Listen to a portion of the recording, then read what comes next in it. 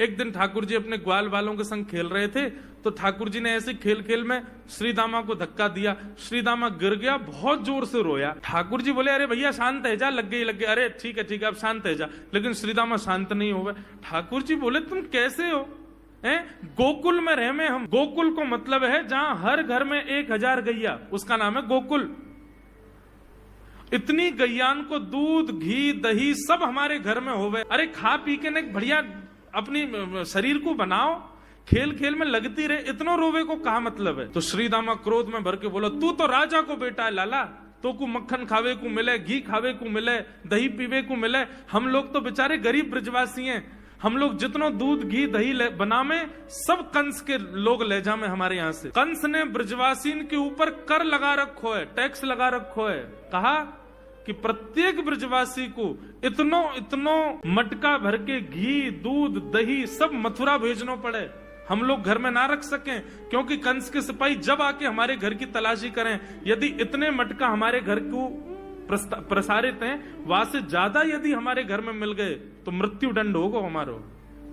कंस ने पूरे ब्रजवासियों को कह रखा है कि हर घर में 4 मटकी से ज्यादा नहीं होनी चाहिए, उससे अधिक आने वाला दूध घी दही ये सब मथुरा भेजना है। और यहाँ हर ब्रजवासी के यहाँ 1000 गैया, और 1000 गैयाओं का जितना दूध घी दही होता है उसमें से 4 मटकी केवल घर में रहती हैं, बाकी सब मथुरा भेजना पड़ता है। या हमारे लाला हम लोगन को खावे पीवे को ना मिले, तू तो राजा को बेटा है, तेरे नंद बाबा तो कुल के राजा हैं, या हमारे तोकू तो खूब छूट है, हम लोगन को छूट ना है। ठाकुर जी बोले, ये बात है? बोले हाँ।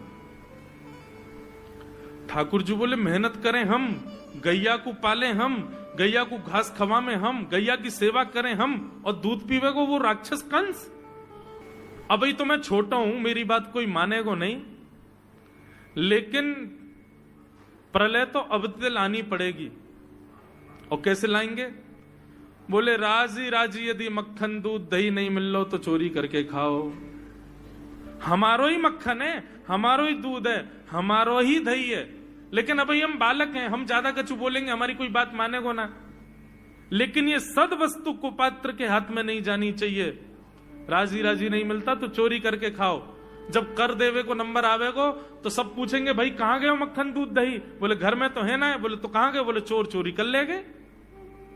और यही भाव से हम ब्रजवासी को खावे पीवे को मिला करेगो। मधुमंगल श्रीदाम बोले, लाला तू जो कहेगो सो करेंगे, लेकिन चोरी नहीं करेंगे। ठाकुर जी बोले, तो ठीक है, कल से तुम लोग अलग खेलो, मैं और दाऊ दादा अलग खेलेंगे, हमारे संग मत खेलना। मधुमंगल सीताम बोले, अरे लाला तू ना जाने, मैया यो के लाला जो चाहे करियो, चोरी मत करियो, चोरी करवे तो ब्याह ना होवे।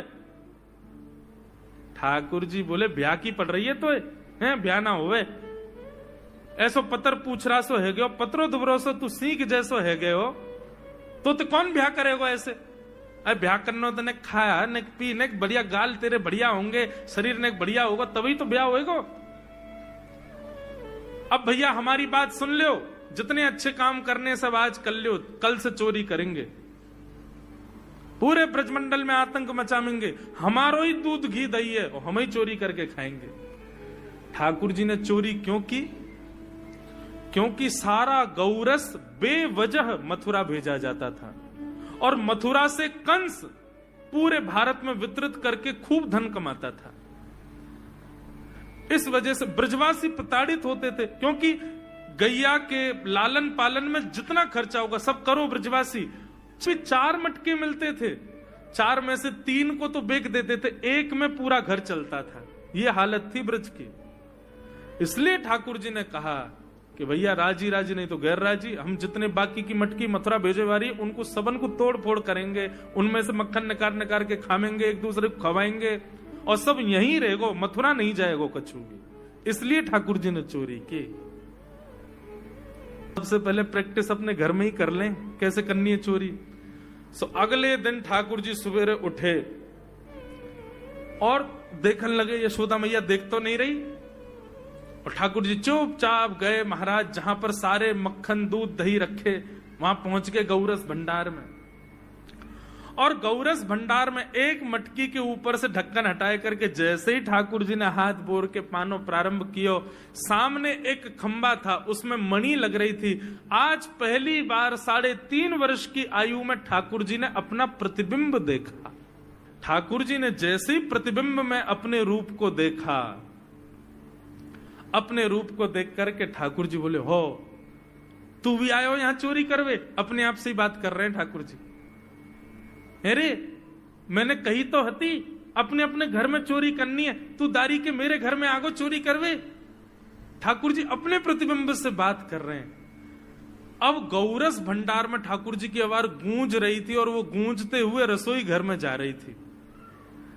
रसोई में मैया ने सुनी, बोले ये लाला कहां ते बोल लो है? उठ गयो कन्हैया, मुझको पतो भी ना चली, नूपुरन की आवाज ना आई। मैया दौड़ करके गई तो देखा ढूंढते ढूंढते गौरस भंडार में ठाकुर जी अपने प्रतिबिंब से बात कर रहे हैं। कितनी सुंदर झांकी है ठाकुर जी की। ठाकुर जी मक्खन पा रहे हैं। बोले अच्छा अब आ तो गयो है यहां पे, लेकिन सुन चुपचाप चोरी करके भाग जाइयो, मेरी मैया बहुत मारेगी तो को। बाकू यदि पतो चल गई तू चोरी कर रहा है तो को उखलते बांध देगी, मेरी मैया बहुत मारेगी। चुपचाप चोरी कर और निकल ले यहां से। ठाकुर जी चोरी की बात कर रहे थे, यशोदा मैया ने पीछे से सुनी, लाला ओ कन्हैया। ठाकुर जी घबरा गए, मैया कैसे आ गई? हाँ मैया, कौन से बात कर रहे हो तू? अरे मैया देख हमारे घर में चोर घुसायो है। अपने प्रतिबिंब को दिखा करके ठाकुर जी कह रहे हैं, देख मैया हमारे घर में चोर घुसायो, जे चोरी कर रहे हो हमारे यहाँ के मक्खन की, तो मैया को पकड़वे आयो हूं। नन्हे से गोपाल जी, बहुत मधुर लीला। मैया हंस भी रही है और क्रोध भी कर रही। बोले अच्छा जो चोरी कर रहे हो? बोले हाँ। चल याकू तो मैं पकड़ लूंगी, लेकिन जे बता तेरे हाथ में मक्खन कैसे लगो? तू तो याकू पकड़ भी आयो ना। अब मैया याकी मैं कहा बताऊं, तेने मेरे हाथ में पद्मराग के ऐसे ऐसे बढ़िया कंगन पहना रखे हैं, कड़ूला पहना रखे हैं सोने के। जब मैं धूप में निकलूं ना तो धूप की किरण से मुंह को बहुत जलन है जाए हाथ में। तो कल मेरे सखा मधुमंगल ने मुझसे कही, बोले लाला जे जलन तेरी दूर रह जाएगी, तू मक्खन में हाथ बोर लियो अपनो, सोई तेरी जलन दूर रह जाएगी। या हमारे मैया जलन हटावे के काजे मैंने हाथ बोरो है। मैया बोली अच्छा चल लाला, यहां तो तेरे जलन है रही और यहां मक्खन कैसे लगो? ठाकुर जी बोले मैया मैं अपनी जलन दूर कर रहा हूं, इतने में जन कहां ते एक मक्खी आके मेरे मुंह पे बैठ गई। बाकू उड़ावे के काजे मैंने जैसे मुंह पे हाथ किया सो मक्खन मेरे मुंह पे लग गो। मैया बोली लाला तू चोरी भी करन लगो और अब झूठ भी बोलन लगो मुंह। ठाकुर जी ने ग्वाल बालों से कहा भैया मिशन फेल हो गया, घर में तो चोरी नहीं कर पाए हम, अब दूसरे इनके घर में दावे बोलो। एक दिन महाराज ठाकुर जी का जब आतंक खूब बढ़ गया गोकुल में, सब गोपियों ने जाकर के मैया से शिकायत करी। बोले मैया अपने लाला को संभाल लियो, नहीं तो कावदना हम देख लेंगी और फिर हमसे मत कहियो कि तेने मेरे लाला से यूं क्यों कही।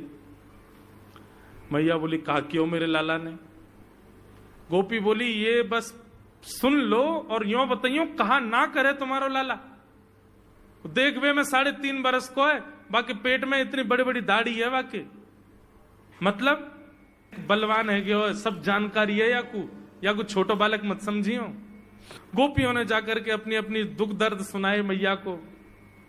मैया बोली अरे भैया मेरे लाला को मक्खन की कोई कमी थोड़ी है, मेरे लाला को दूध की कोई कमी थोड़ी है। मेरो लाला चाहे तो मक्खन से नहावे, दूध में नहावे, इतना मक्खन दूध दही मेरे घर पे, तुम्हारे यहाँ क्यों चोरी करेगो? अरे कई बार बालकन को अपने घर को भोजन बढ़िया ना लगे, दूसरे के घर को बढ़िया लगे, अगर बार ने तुम्हारे यहाँ की नेकात मक्खन खा लिया तो वहां इतना रो क्यों रही हो? मैया आपको अपनो लाला बहुत सीधो लगे ना, हम बताएं कहा करे तुम्हारो लाला?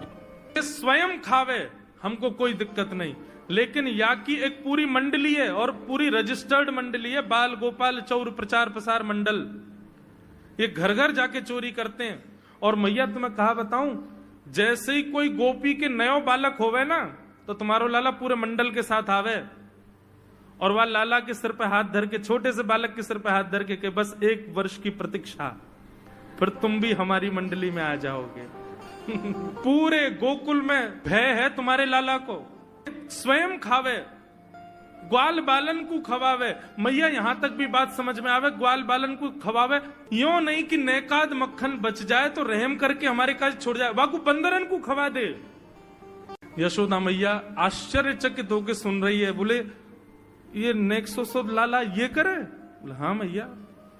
भी बोली मैया अगर चोरी करे तो दिक्कत, और यदि किसी कारण से हमने लाला को रोक दियो, चोरी नहीं कर पाए हमारे घर, तो हमारे रोने क्यों? बोले चूल्हा में ते कोयला लेके आवे और वह घर के बाहर हवा बना जाए, और यो के अब जब तक या घर से मक्खन नहीं मिलेगा या के घर के लोग भूखे रहेंगे, और इन लोगों को भोजन छुड़वाने की जिम्मेवारी हमारी। बोले कहा करे फिर? बोले मैया भोजन बनना होगा, चूल्हे पे भोजन रखो रे, तो ग्वाल बाल सब ताकते रहे कब भोजन बनने को समय आवेगो। जैसे ही कछु और काम करवे के काज गोपी ने कुट के जावे, तो कहो तो बाकी कढ़ैया में खूब सारो पानी डाल जाएंगे, सब्जी ना बन पावेगी, आटे में नमक फेंक जाएंगे। ये बात जैसे ही यशोदा मैया ने सुनी, बोले नहीं नहीं नहीं नहीं, झूठ बोल रही हो, मेरो लाला ऐसा ना कर सके।